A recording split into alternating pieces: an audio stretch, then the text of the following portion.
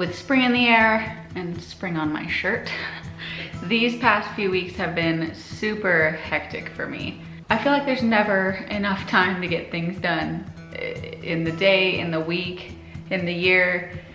And my job, my halfway work from home job, has been kind of busy lately. So I've been out and about, back and forth, and just trying to fit in work when I can. So I was going to go out to the barn because it's a little bit prettier and the lighting's a little bit better, but I just got back from shopping at Walmart and Sam's all morning, which is exhausting in itself.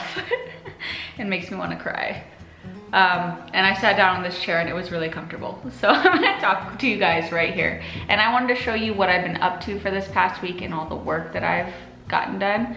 And I have 2 surprises for you guys, 2 new additions to the homestead that I cannot wait to show you. So my long list of chores that I have to get done before the garden goes in started with resetting the chicken run with wood chip mulch because they created some sort of pile on the south side wall. I don't know how that happened.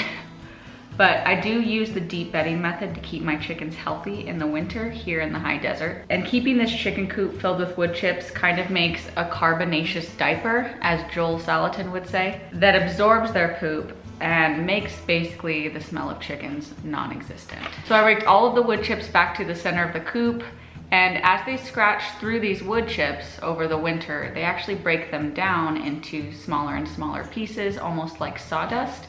And then I take that poop infused sawdust and I add it to my compost pile to continually make compost for my garden. I also ended up fertilizing several trees that are beginning to show signs of life with the weather warming up. And I also had to plant these oleanders that I had left in pots in the ground all winter long. One of them is most likely dead. The other one is on its last legs. But I did buy them last fall and it kind of made it through. So I'm going to plant it with some fertilizer, see how it does. Hopefully it'll come back. If not, it was I think only 20 bucks, which stinks because they were perfectly healthy when I bought them and I just didn't get around to it. But we're gonna see how it goes anyways. They need to go in the ground. I'm not just gonna toss good plants. And then redoing the sheet mulching around the willow tree is a yearly ordeal. Willow trees are riparian area trees and they love water. They can live in standing water and they have really long, shallow depth roots. They're actually not very good to plant near a house or pipes or stuff like that because they are so shallow and they tend to just invade spaces. But because this tree likes so much water, all of the Bermuda grass that I have in my yard loves it. And I just sheet mulch it every year to make sure that it has plenty of nutrients, gets its own water, and the Bermuda grass doesn't take over. Had to put on my hat to show you guys the surprises and other things. But another thing I got done was extend the chicken wire along this fence because there's a reason I can no longer have my little brown hen hopping over to lay her eggs wherever she wants. I'm talking about you, ma'am. Oh. I should probably grab those. I got bees. So this is a split from a friend of mine who has several beehives and just gave away one of his splits. I told him I'd take them. And basically what a split is like half a hive. So in the spring, when beekeepers will open up their hives, sometimes the bees have gotten too large, or even it doesn't have to be in the spring. It can be any time during the year when the colony itself has just become too large for the hive that they're in.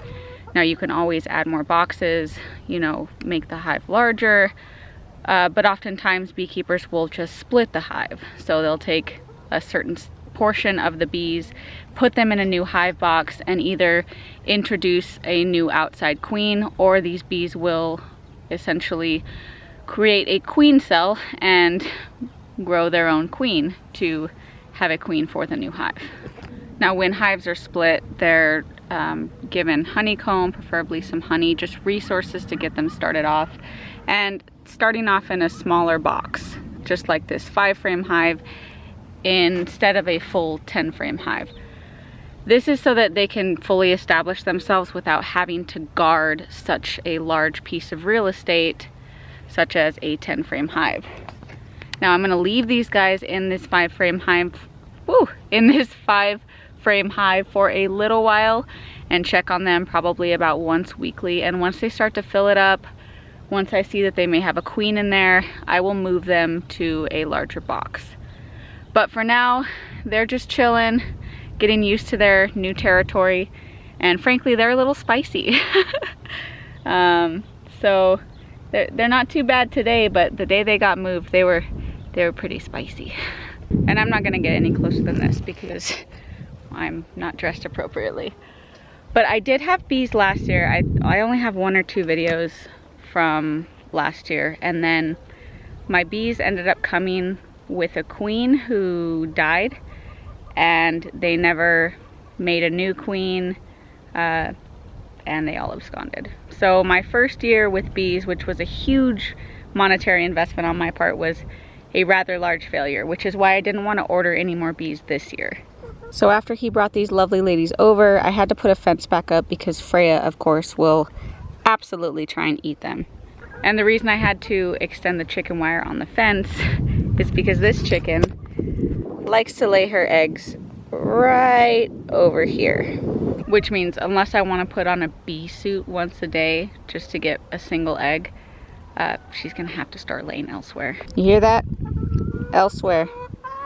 And I'm not averse to having bees. I actually do want bees. I just didn't want to spend... Hey, Freya. I just didn't want to spend the money. Oh, again, it's several $100s just to get, you know, 10,000 bees and then have them all abscond again. Not that that would happen, but, you know, poor first experience. And yesterday, I spent all day at the house monitoring the installment of this. Ta-da! We got solar, guys. I'm not gonna go into the pros and cons of solar. Everyone needs to do their own research for their area, find out if it's worth it for them. And if y'all wanna ask me how in-depth my solar system is, I can do a video on it to tell you how many panels I got, kilowatt hours, etc., etc. But for now, I think you can see it from here. There are my panels. And I didn't have the super best time with the solar installation. The guys were great. They worked very hard. It was all done in one day. There were just some complications with the electrical system. My water ended up shutting off for about 4 hours. They couldn't figure out why. They didn't know how a well system worked. In the end, it was all fixed and there's nothing to worry about now, hopefully. But that is a major change to this homestead that I'm very excited for. I am still on the grid. I did not buy a battery bank. Unless you're completely off grid with some sort of battery bank, you can't actually be off grid with solar. You have to tie into the grid. And battery banks are very, very expensive and right now not really affordable for me. But with JP Morgan Chase Bank buying out the El Paso Electric Company, which is what we use, and the rates getting higher and higher every year with a projected increase of like 17% in 3 years. It was just the financially best choice to make in the long term, and hopefully will save us much more money in the long term. It also adds value to the house when you sell it. As I've talked about before, we don't plan on being here forever. We would love to move, you know, towards the Midwest, towards Missouri where Chase is from, somewhere greener where it rains. That's just a long ways away from now. So that is what I've been up to for the past few days, just working, getting things done, trying to get it all fit in. The weather is warming up quite nicely. It did freeze 2 nights ago, and I know that because I planted 2 tomatoes out the night that it froze, after it hadn't frozen in a week. And they did. But it was a test run. Honestly, I knew it was gonna happen at some point. There was no way that was our last freeze. I do live in the high desert, so we can have really hot days. I think it's almost 80 today, and it's supposed to be in the mid-30s tonight. So there are huge fluctuations in temperature between day and night, and it's just not quite warm enough at night to be putting plants out. I can probably put out tomatoes sometime this week, but I will hold off on my peppers because they do not like the cold. And I wish I had some more things to show you guys. Tonight I do plan on direct seeding some cucumbers and possibly squash and beans. So I will do a video about that. I've just been doing the really boring stuff, the really unglamorous side of homesteading. Your basic yearly, daily chores that need to get done that just aren't really that interesting to watch. But it's important to include it because it is all a part of homesteading. I have to go out and weed the yard and take those weeds to compost them. And I have to go rake manure and rake wood chips and fertilize trees. And all of that becomes awesome videos where I get to show you my harvest and show you how much things have grown and new animals and things that I'm cultivating here on the homestead. But there's a lot of behind the scenes work that just doesn't make for the best content.